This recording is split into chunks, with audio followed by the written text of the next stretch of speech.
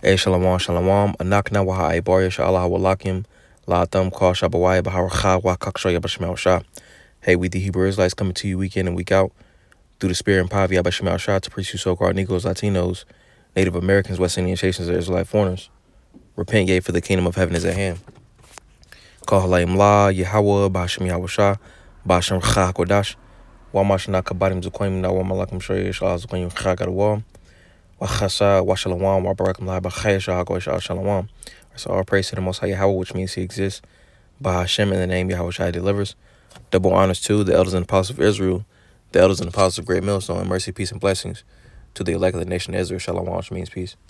All right, so I just want to go into the effects of language and history, because you do have dialects and accents, and just going into the effects of language throughout, history, so like, for instance, you can go into the study of words and, and see how they was used in a certain time period and also how they was saying it. And, let's go into the study of the different words and stuff like that. But I'm going to start at Shapatiyim, also Judges chapter 12 and verse 1, it says, "And the men of Apariyam gathered themselves together and went northward and said unto Yapatah, wherefore passest thou over to fight against the children of Ammon? And didst not call us to go with thee? We will burn thine house upon thee with fire." And Yapatah said unto them, "I and my people were at great strife with the children of Ammon, and when I called you, ye delivered me not out of their hands." All right, verse 3. "And when I saw that ye delivered me not, when I saw that ye delivered me not, I put my life in my hands and passed over the children of Ammon, and the Lord delivered them into my hand. Wherefore then are ye come up unto me this day to fight against me?" And that's basically the tribes, butting heads from the curses. But I'm going to keep going. It says, "Then Yapatah gathered together all the men of Gilead, and fought with Apariyam, and the men of Gilead smote Apariyam, because they said, Yea, Gileadites are fugitives of Apariyam among the Ephraimites and among the Manassites." All right, and basically, because going back up to verses 3 and 4, they didn't assist them. They didn't assist them when they were fighting up against. They didn't assist Yapatah when they was fighting against the Ammonites. So the tribes is butting heads because of the curses. It says verse 4. Verse 5, it says, "And the Gileadites took the passages of Yarden before the Ephraimites, and it was so that when those Ephraimites which were escaped said, Let me go over, that the men of Gilead said unto him, Art thou an Ephraimite? If he said, Nay, then," I'm going to read this in another version. It says, "Yapatah captured the shallow crossings of the Yarden Nahar, and whenever a fugitive from Apariyam tried to go back across, the men of Gilead would challenge him, Are you a member of the tribe of Apariyam? They would ask." That would be Yapatah, the Gileadites. They would ask, if the man said, "No, I'm not," they said no. Verse 6, it was like a verification or a question. It's popular amongst the tribes. You see, you got guys like Kendrick Lamar, like his song, on his album with the Van. I can't remember what the album is called, but a little snippet in there that they was asking, like, yeah, where you from? Or where your mama stay, where your daddy stay, etc. But that's basically what Jake does, because of the curses, like battling over, and specifically with the thing with Kendrick Lamar, they was battling over turf that, that wasn't necessarily theirs, but just because of the curses, Jake has always been at variance. But it says, "Then said they unto him, Say now Shibboleth. And he said, Sibboleth, for he could not frame to pronounce it right. Then they took him and slew him at the passages of Yarden, and they fell at the time of the Ephraimites 40 and 2,000. All right, and we can go into that word. It is Shabalath. All right, and it means a flowing stream, ear of corn, head of grain, as growing cluster. All right. So it means all of those things. It can be used as all of those things, but you go into Sibboleth. It says Sabalath. It says an ear of grain or wheat. All right, now let's go into this. And hold on, so going into tap. It's right here. The interlinear. It says in the dialect of the Ephraimites, IQ, an ear of corn, which can be found in Shapatiyim 12 and 6.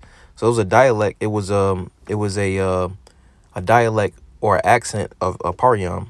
All right, because the language is, you can say it words the correct way, but sometimes just due to the scattering and like marriages and stuff like that, the correct pronunciation, you had some of those that was from the tribes, they were saying words incorrectly, and we can get some examples of that through the Spirit Lord as well. But also have some literature on it. It says the local dialect of the Ephraimites was characterized by the absence of the palatal sibilant sh at the beginning of a word and the use of the lingual sibilant sa in its stead. So they basically took it and switched it with the sa. It says when Yapatha, the head of the Gileadites, had vanquished the Ephraimites and seized the fords of the Jordan, many of the defeated tribe came to the river, desiring to pass. On being asked if the Ephraimites and being asked if they were Ephraimites and denying the fact, they were required to pronounce the word Shabalath. And if they pronounced it, or if they called it Sabalath, were slain without further ceremony. All right, that's just going into the curses, but just in that, you can tell where someone's from simply off of how they say certain words. The elder Yashawamba and elder Monagon went to a beautiful point.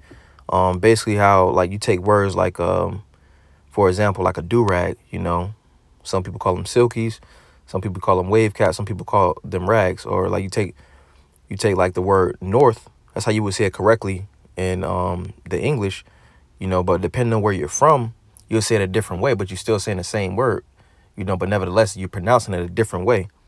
All right, so like the word north, okay, like it correctly is north, but you got some people that say north, you got some people that say north, like NAWF. All right, but nevertheless, it's the same word. It comes from the same word, north. All right, and it's essentially what this is getting at, but they could tell, being that they say Shabalath, they knew that the Ephraimites or Pariam would say Sabalath, because if you go back to this, it says in the interlinear, it says in the dialect of the Ephraimites. So they knew that the Apariam would say it a different way. You see, so based on that inference, it says that then they took him and slew him at the passages of Yarden, and there fell at the time of the Apariam 40 and 2,000. So they made an inference on that, and they was like, yeah, he's an Ephraimite because he said it that way. And that's just going into Jake, how Jake was going off, how he was going off back in those times, due to the curses. And that's still going on today. If you look at Issachar, you got Zebulon, and you have all the so-called Latin tribes. Those are of the so-called Latin race. You see that they'll say with like Spanish, you could tell what part of like what area, what Spanish speaking country, so to speak, you're from, by how you say different words. Like if you was in like Mexico and you said a certain word, a certain way, they'd be like, yeah, you're not from around here. There's another point made by the elder. You see that we see that again throughout the tribes and stuff like that. All right, but moving on. This is the Devarim, also Deuteronomy chapter 28, verse 54. It says, so that the man that is tender and delicate among you, so that the man that is tender among you and very delicate, his eyes shall be evil toward his brother, and toward the wife of his bosom, and toward the remnant of his children, which he shall leave. All right, and it says his eyes shall be evil toward his brother, and that was a perfect example, with when they said say Shabalath, and they said the Ephraimite said Sabalath. He knew he would say it a different way, so that just shows the variance that due to the curses, because we went off, how we was against each other, and also the example with Kendrick Lamar, and then the example we got with seeing the northern tribes, like they say certain words, you can tell that somebody is not from where you're from because they're saying it a different way. All right. So moving on, this is Nehemiah. All right, also Nehemiah. What's a lot? I'm gonna grab I'm gonna go to Nehemiah. This is Nehemiah chapter 13 and verse 23. It says, in those days also I saw Jews that had married wives of Ashdod, of Ammon, and of Moab. All right, because Jake has always married or had like concubines and stuff from the other nations and stuff like that. It says, and their children spake half in the speech of Ashdod, and cannot speak in the Jews' language, but according to the language of the people. All right, so that's due to the scattering and then like marriages and stuff like that, but you see the effect of language throughout history, because like their kids, they wasn't keeping the language while the customs, simply from those marriages. You see, and that's why the Lord said that to not marry those of the other nations, because their descendants will start to keep their customs and not keep the ways of the Lord, But I got a couple more precepts. This is Acts chapter 22 and verse 1. Men, brethren, and fathers, hear ye my defense, which I make now unto you. And when they heard that he spake in the Hebrew tongue to them, they kept the more silence. And he saith, all right, and this is going into Paul. All right, but when he started speaking in the Hebrew, it says they kept the more silence. All right, so why is that? We're going to go to Sirach. By Sirach 1:1.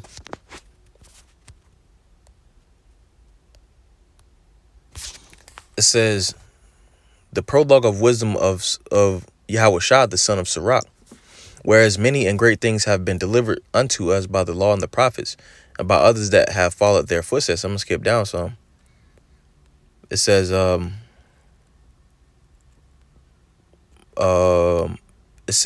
wherefore let me entreat you to read it with favor and attention, and to pardon us wherein we may seem to come short of some words which we have labored to interpret. For the same things uttered in Hebrew and translated into another tongue have not the same force in them. And not only these things, but the law itself and the prophets and the rest of the books have no small difference when they are spoken in their own language.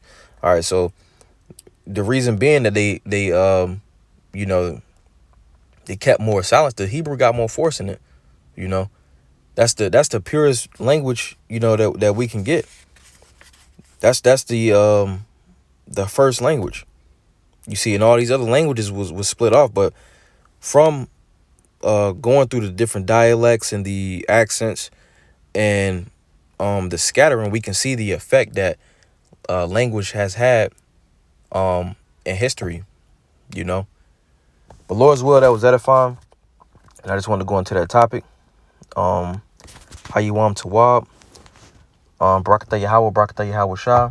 Ashur Chanukah. We're in the feast of dedication.